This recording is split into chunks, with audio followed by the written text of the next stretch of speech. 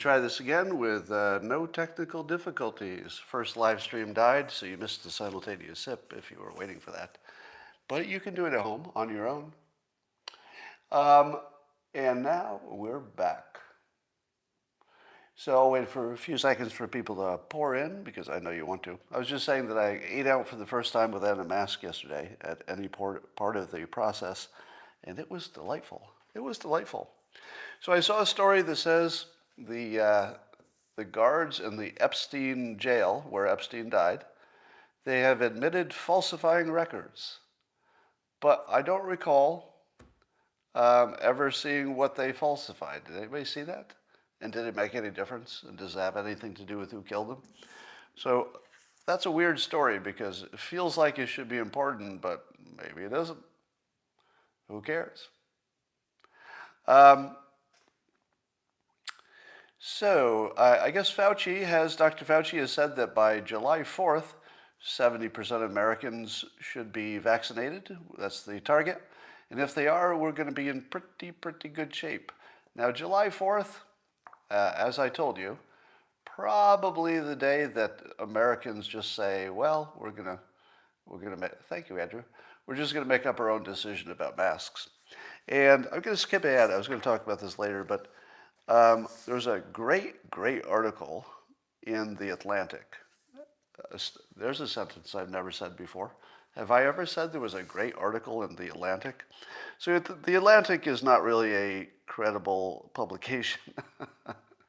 But Derek Thompson, who turns out to be a really good writer. So if you want to just see good writing, just somebody who can put together good sentences and make a point, Derek Thompson is really good. And he wrote an article talking about the mask mandate changes in Texas in particular, but then extended the point. So apparently when the governor removed the mask mandate in Texas, people were predicting, oh no, it's going to be doom because we'll all get infected without masks. But in fact, that did not happen, and the infections and deaths continue to go down. Now, what Derek asks is, why? Why? What is the reason that when Texas got rid of the mask mandate, keyword mandate, why was there no increase in infections? Or, yeah, why did things keep going down? And the answer is two possibilities, as Derek points out. Number one, maybe masks never worked. Maybe they were just always a placebo. But as Derek points out, by pointing to a number of studies, the experts are still pretty unanimous, I mean close to unanimous, that masks do make a difference.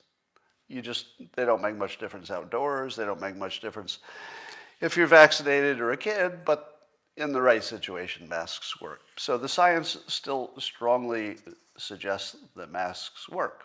So what would be the other possibility that getting rid of mask mandates would cause infections not to go up? In the comments, you want to take a guess before I give you the answer? The answer is totally non-intuitive. Most of you believe masks don't work. But let's say the scientists say they do, just for argument. I never know what to do when I'm talking to a wall of skeptics. Maybe it doesn't make any difference. Well, somebody just tipped me $5 to take a sip, because apparently if you missed the first part of the live stream where I had to restart, you missed your simultaneous sip, and I know you need it. So here you go. Are you ready? Simultaneous sip coming at you. That would be the makeup backup sip. Just as good as the original. But here's the second reason that maybe the mask mandate changes had no impact on results. And it goes like this. Nobody paid attention to the government. That's right. When you look at states who had mask mandates and then they removed them, the people didn't change. Nobody did anything differently. The people who liked masks kept wearing them. The people who were not wearing masks and were, bending the rules kept bending them. The businesses, for the most part, that were going to require them. Some did, some didn't. The ones that didn't probably were the ones that were smart. Like, let's say, a big box store, people aren't that close. So basically, what we learned is that the government didn't have much to do with it. And do you recall the most, I would say one of my most counterintuitive predictions from last year? And I knew this one was looking good, but I didn't think anybody would agree with me. And my prediction was that we would never be able to untangle whether leadership in one place, one state, or one country was good or bad. That we actually wouldn't be able to tell if the decisions made by the government even made a difference. And that there are so many variables that government leadership, which you would think would be the biggest one, might not even be discoverable in the data. You might not even see any effect. And apparently, that's what we're seeing. So a year later, after I said that leadership wouldn't even show up in the data, leadership isn't showing up in the data, even with masks, a basic thing.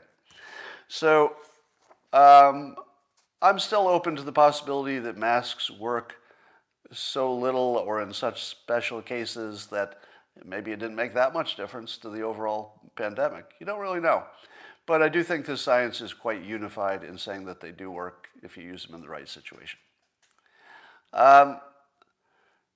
So Tom Cotton made an interesting remark, Senator Cotton. And he was talking about critical race theory being taught in the military.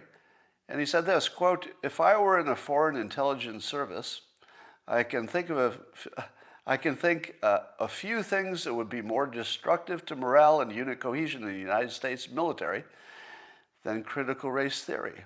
The idea that we are somehow simply representatives of our race as opposed to American patriots who are wearing the flag of our country in defense of common ideals." Now that's a lot of words to say what he's saying.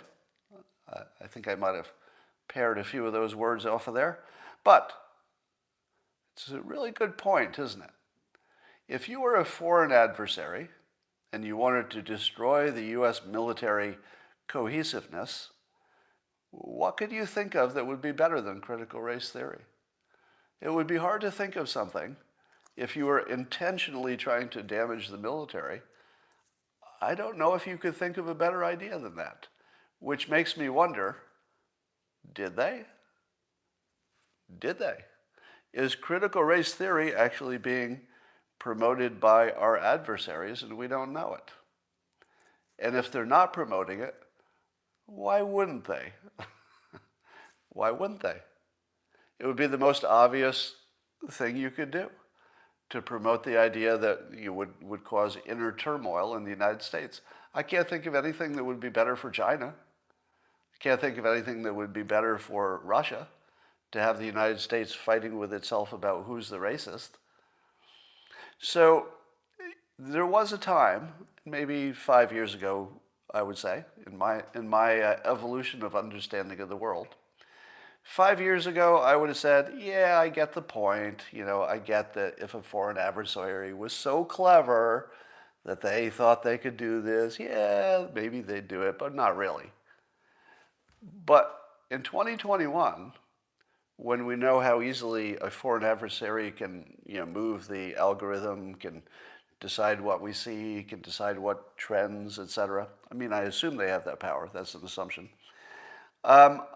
It would be crazy not to do this. I don't see any chance that China is not using its behind the scenes trolls or whatever else they have. I can't see that they wouldn't push critical race theory. It's just obvious that it's bad for the country. From their perspective, it's probably even more obvious.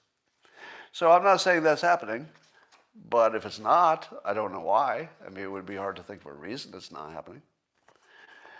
So I had told you that July 4th was going to be Independence Day, no matter whether the government told us we were done or not. Now, I'll use the Texas story about the leadership didn't seem to change what anybody did. It's going to work the other way, too. When people are done with masks, we'll tell our government. That's the way it's really going to work. In the real world, the people are in charge. We just don't always act like it. We're happy to have the government take over, especially in an emergency. But the reality is the people are in charge. They always have been. And in this country, there's a good chance that they always will be, especially because of the Second Amendment. So I've got a feeling that July 4th will be Independence Day, and it won't matter what the government says. Just as the mask mandate being removed didn't make people wear fewer masks. We're just going to make up our own mind at this point, and I don't think there's anything wrong with that. In fact, I think it's an advantage. I'd like to give a shout out to Monica Lewinsky for winning the internet yesterday with a tweet.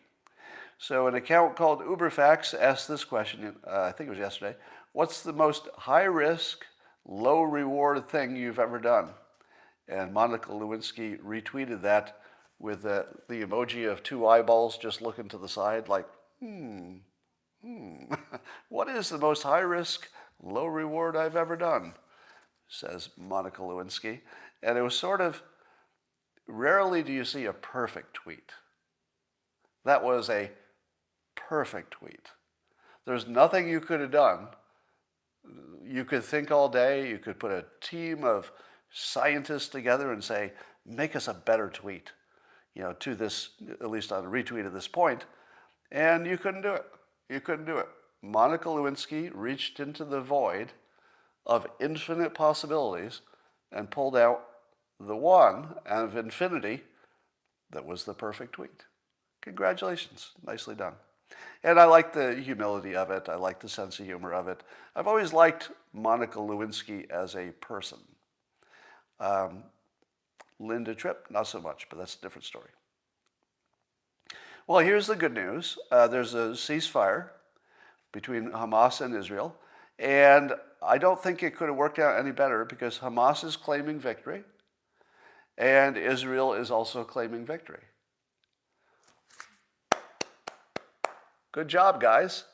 When I saw that there was fighting and people dying and stuff, and missiles and all that, tunnels, I said to myself, well, this is going to be bad. Maybe both sides will come out worse. Or because it's a war, maybe one side will win, but then you got a losing side, and that's not good. Nobody wants to lose a war.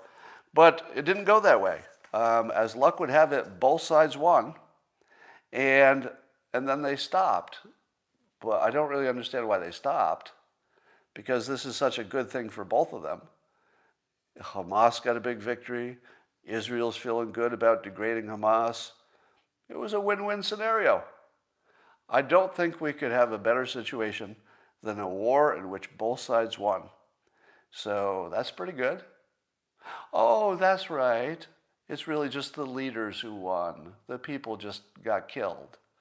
Yeah, it was good for the Hamas leadership because they showed they're tough, maybe consolidated some support.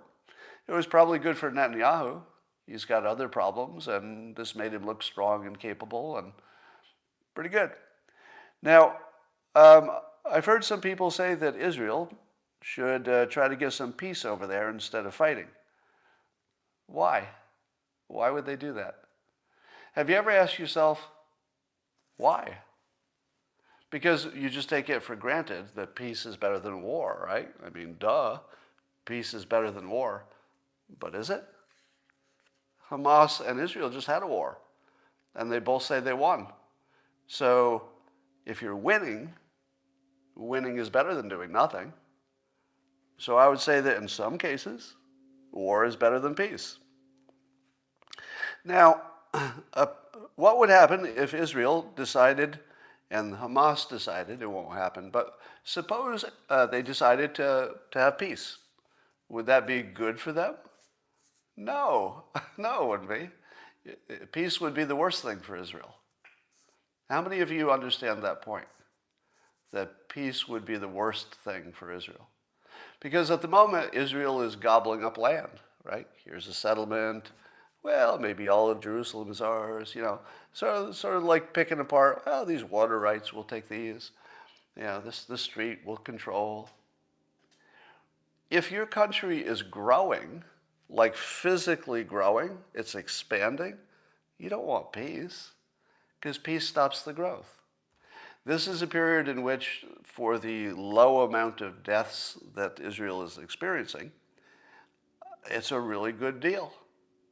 Per death, per square mile, it's a good deal. All deaths are tragedies, of course. But if you're looking at the bigger picture of long-term Israel security, having more land is better. More buffer zones, spread out your populations, bigger population, better economy. So peace would be a huge strategic mistake for Israel. And for the Hamas leadership, peace would get them killed. If you're Hamas leadership and you said, I got an idea, why don't we have some peace? They would be instantly killed by their own people because they've been convinced they need to conquer Israel or whatever. So is it crazy to say both sides won? Not at all. Israel got stronger, tested out a bunch of equipment, degraded Hamas, and continues to have a little bit of moral cover as they gobble up land. They totally won. There's no hyperbole there whatsoever. Israel won. But so did Hamas. Not the people. The citizens lost.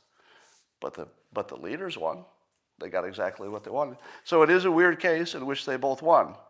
So your sympathy can be with the victims, of course, but these are two leaderships that wanted to fight and got what they wanted and won. It's hard to feel bad about that.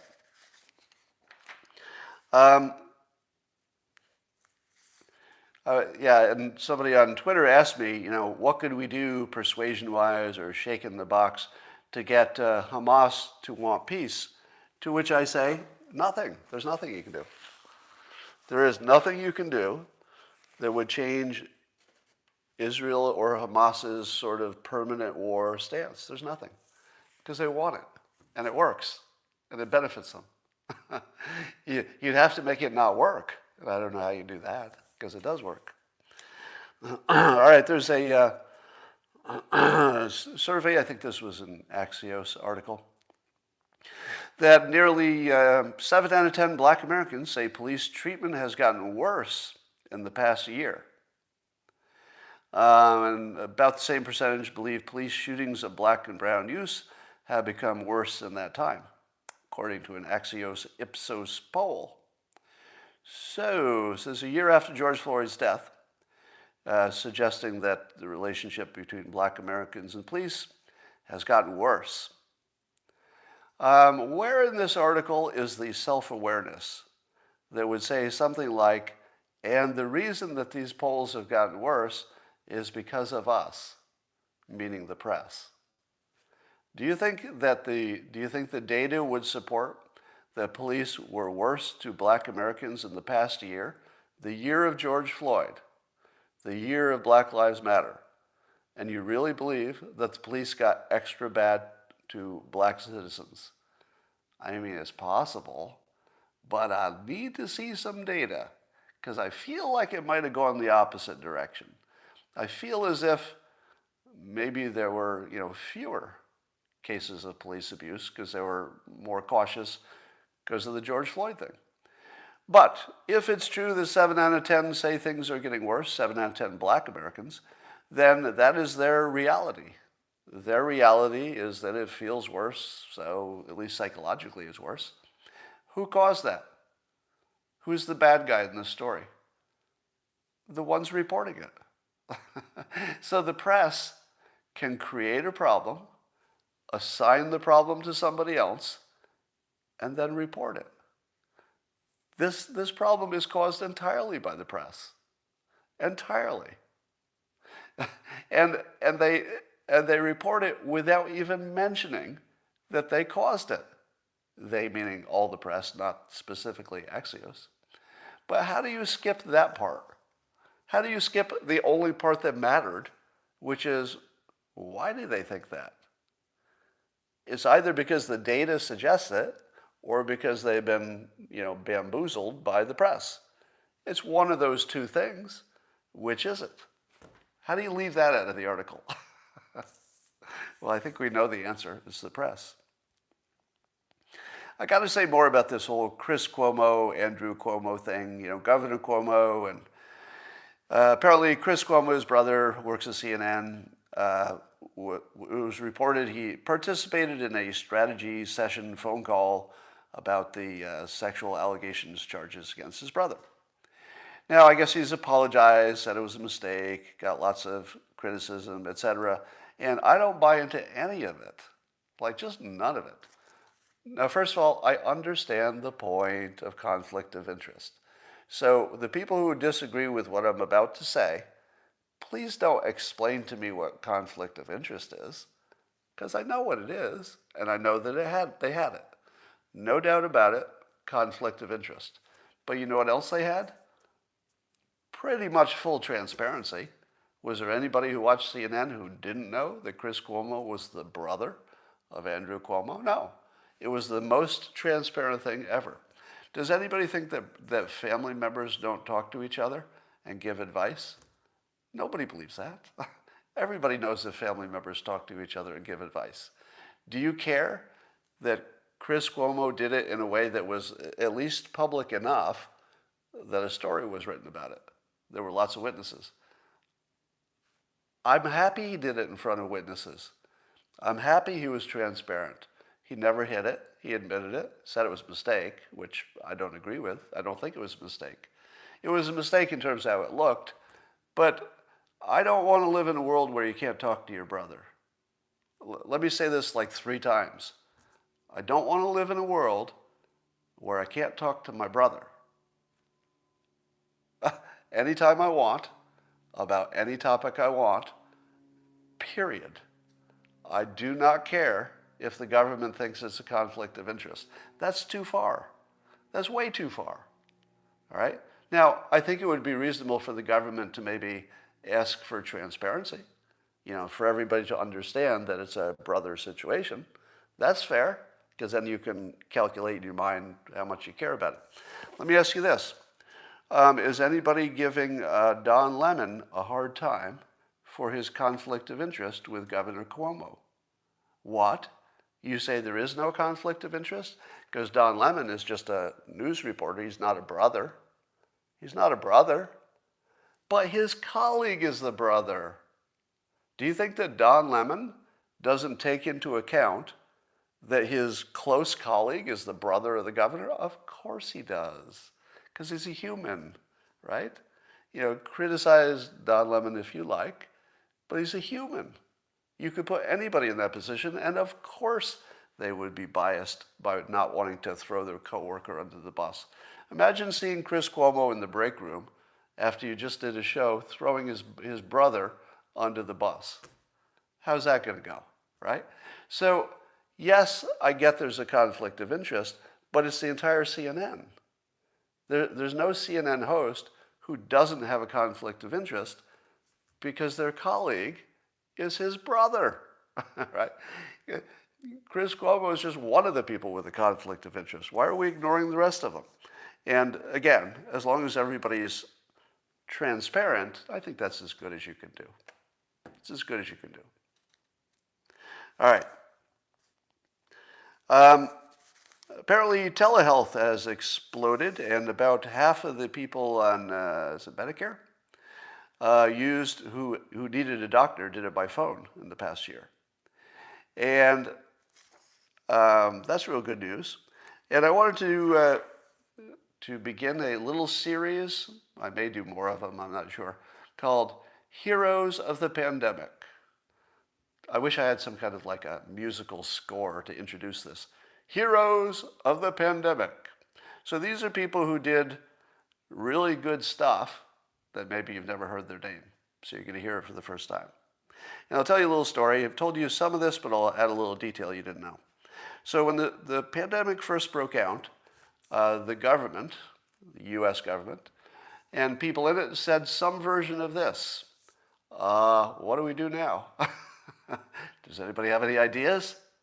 And literally, the government sort of put out all of its feelers to, and I'm just going to say this, I know how it sounds, I know how it looks, but it's just accurate. They put out their feelers to smart people. And basically they said, hey, smart people, do you have any ideas? Like, what should we be doing? Is there a way we could do more executive orders that would be useful? Is there something we should change? Is there a rule that should be struck for the pandemic? And you didn't see this part of the story because it happened all, under the hood. But under the hood, the smartest people in the country were very active, because the government immediately just sent out its feelers and plugged in like this giant machine. Like the people who were operating sort of like as independent units suddenly just became part of like a machine. Any idea that was from any smart person in this network that almost immediately was formed, any idea just went right to the right person immediately and was vetted by the other smart people, et cetera. So there's a great story here about what happened that nobody was watching, which is the personal connections that formed spontaneously because everybody said the same thing. If it's an emergency, what do I do? Like, how do I help? What's my contribution? Now, many of you were with me since then, and you know that I took a responsibility for helping you get through it psychologically. I said, well, what can I do? What's something I have a unique ability to do? And uniquely, I thought that I could help you not worry more than you needed to. I mean, it was certainly a situation that called for a little worrying, but I didn't want you to think this civilization was going to end, that the economy was going to crumble, that we were all going to be dead. And so I did my very best to persuade you that by a year from then, which is right now, that things would look the way they look now, which is the economy is roaring back. We did not run out of food. 0 people starved. Think about that. Think about what the heroes in the food services and distribution chain, think about what those people did. Risked their lives, didn't know what the total risk was, risked their lives to keep us fed successfully. One of the most amazing things. All right, so here's one of the other small stories. So one of the people who was reaching out from the government was Jonah Shoemate, Chief of Staff, I believe, for Rick Crawford and of Arkansas. And Jonah was familiar with me, follows, maybe watching right now, follows the live streams, etc.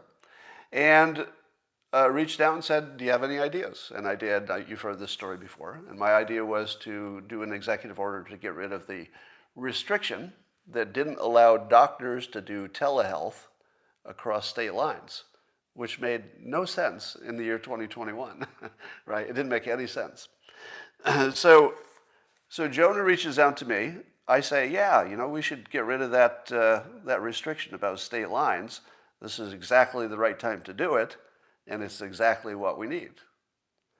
It took about 10 minutes for Jonah to get that idea to the president's chief of staff, and for me to hear that he got it and that he liked it. It was like 10 minutes. I may be exaggerating a little bit, but it happened almost instantly. And within, just a few days, it wasn't long, the next thing you know, there's an executive order in which he got rid of that restriction. And so credit to Jonah Shoemate in Representative Crawford's office. And that was the kind of self-organizing stuff that was happening massively. Just all kinds of self-organizing stuff. And it was just beautiful. It was just a beautiful thing to watch. And you didn't get to see it. It was all happening under the hood. But one of the most amazing periods in history. Someday when the real story of the pandemic is written, you're going to find out stuff you just had no idea. Thank you, Jeff. So, heroes of the pandemic. Anti-Semitism is breaking out everywhere. Apparently, ADL says there were nearly 200 reports of possible anti-Semitic incidents, up from 131 the week before the Hamas conflict. So there does seem to be a major uptick in these crimes. And of course, I don't know if Joe Biden has spoken out yet about anti-Semitism in this country spiking. We'd like to hear from him, wouldn't we? Now, of course, the squad has Biden's nads and a little lockup tube there. And I don't know he can do that. I don't know if Joe Biden can say there's too much anti-Semitism in the United States. It seems like it should be an easy thing to say, but maybe he can't. So Ezra Klein had an interesting tweets and article. I think it was an article, but it was a series of tweets I saw. That violent crime is spiking in the cities. So homicides are up 25 to 40% in 2020. The largest single year increase since 1960. So it's this gigantic, crisis. And he's warning the world, and I guess the left-leaning world, that whenever you have a massive increase in crime, there's a fairly predictable outcome. What is the predictable outcome of a big rise in violent crime? That's right. The big outcome is you get a Republican leader, because people elect Republicans when crime gets out of control. Crime is out of control. So you're going to see a lot more Republicans. If history is our guide, and in this case I don't know why it wouldn't be, because it seems like it would, repeat the way it normally does. So now you've got the cities that are hotbeds of anti-Semitism. I think it's mostly happening in cities. You've got crime is out of control. You've got no real reason to commute anymore. You've got traffic, you've got pollution. And despite all of that, you've got high prices. It's like being in a city doesn't have much of anything that you need anymore. So you can get any form of entertainment anywhere, because most of it is digital anyway. So you don't have to go to the opera in person, etc. And I think cities are obsolete. And here's a bigger reason why. Chemical and biological warfare and terrorism. Imagine, if you will, that the United States evolved over some number of years to not have major cities. The cities just become something else. So that you don't have 10 million people in one place. Because if you have 10 million people in one place, your pandemic is going to, be fueled by that closeness.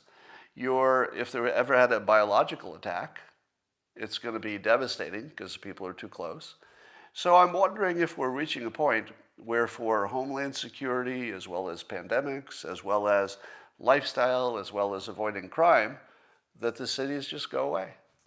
Can anybody give me a good reason for a city? Historically, they made perfect sense because you didn't have much communication. Travel was a little bit harder.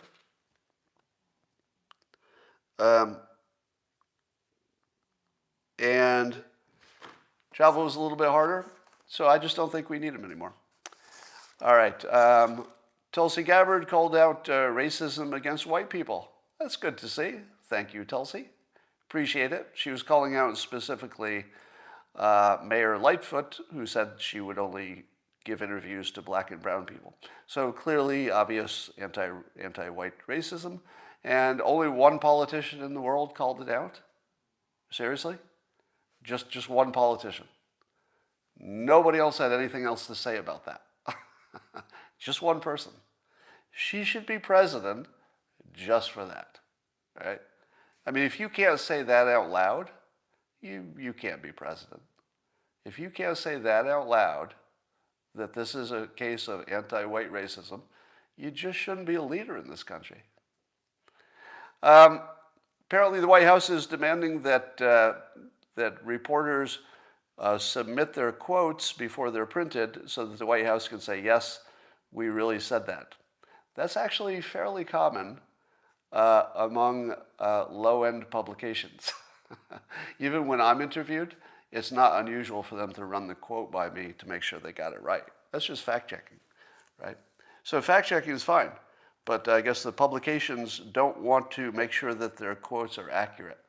So the news is complaining that the White House will force their news to be accurate, and that's a problem apparently.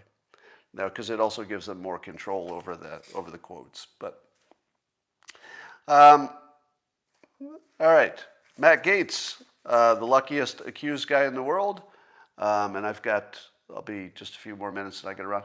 But Matt Gaetz, apparently the guy who's accusing him, this Greenberg guy, has a history of once before, it is now reported, falsely accused somebody who was running against him for office once of improper, yeah, some kind of improper sexual thing. So the guy accusing Matt Gaetz of improper sexual thing is documented to have made up similar accusations in the past. Come on. Seriously? Seriously? One of the biggest stories in the country. And what are the odds that the guy who's accusing him is guilty of falsely accusing people just like this? That's like the most perfect thing that ever happened for Matt Gaetz. Let me ask you another question. Apparently, some former girlfriend of Matt Gaetz is going to testify. So when you hear that, do you say, oh no, it's curtains for Matt Gaetz because his former girlfriend, who may have had access to knowledge or whatever, is going to testify? I wouldn't assume this is going to go wrong for him. Because I don't know about you, but most of my ex-girlfriends don't hate me. Do your ex-girlfriends hate you? Maybe some. But I have no reason to believe that his ex-girlfriend's going to be on the other side. I feel as though it's at least equally likely, given that we don't know what their relationship was after they were ex, it seems very likely that she likes the guy. It seems very likely that she will give a friendly testimony that could be good for him. Now let me ask you this. Are we seriously saying that this is prostitution if he offered any kind of money for somebody he was wanting to have a relationship with? Where do you draw the line? Let me ask you this. If somebody is a prostitute for a living, it's their job, and you offer them money and they give you sex, well, that's prostitution, right? You could argue whether it should be legal or illegal, but I think we'd all say, oh yeah, that's what that is. That's some prostitution right there. But what if, I'll just take an example. What if a billionaire single guy met a woman and said, hey, how would you like to go on my private plane to France for a night? And the woman says yes. Is that prostitution? Because you know they're going to sleep together on the other end. And you know that she was enticed by the financial value and what it could give to her in this experience. Is she a prostitute? Because she doesn't do it for a living. She's just a woman who was at least partially influenced by some money. So what happens if we find out, and I have a feeling it's going to go this way, that the women involved are not full-time, at least full-time, or at least not known to be working prostitutes? What if they're just young women who are impressed by power and money, and maybe it did make a difference? Maybe it made a difference that he paid for a hotel, or that they had a little extra cash to buy dinner that night or something. Is that prostitution? I feel as if, even if he's guilty, I don't care. Could we at least find a crime that somebody cares about? Can we find a victim? Now, obviously, if there's any underage stuff, that becomes its own category. So at the moment, I'm not talking about anything underage. And by the way, we've seen no evidence of that, right? You and I have seen no evidence there's anything with a 17-year-old. It's been alleged, but no evidence.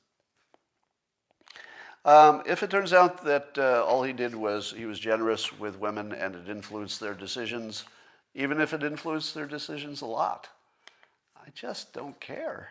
It was just people doing what they wanted to do, willingly, transparently. I mean, come on, let's grow up and stop acting like we care about that stuff, because we plainly don't care about that stuff. All right, that is what I wanted to talk about today. There we go. And yeah, the Epstein thing, the guards falsified some documents, but we don't know anything about that. So maybe we'll find out more. Let's find out more. If you're still talking about it, they win. Yeah, that's the problem. Anything you talk about, they win. What about crypto? I don't have a current opinion on that. And I've got to go run and do something else, and I will talk to you. Oh, somebody else has my audiobook going.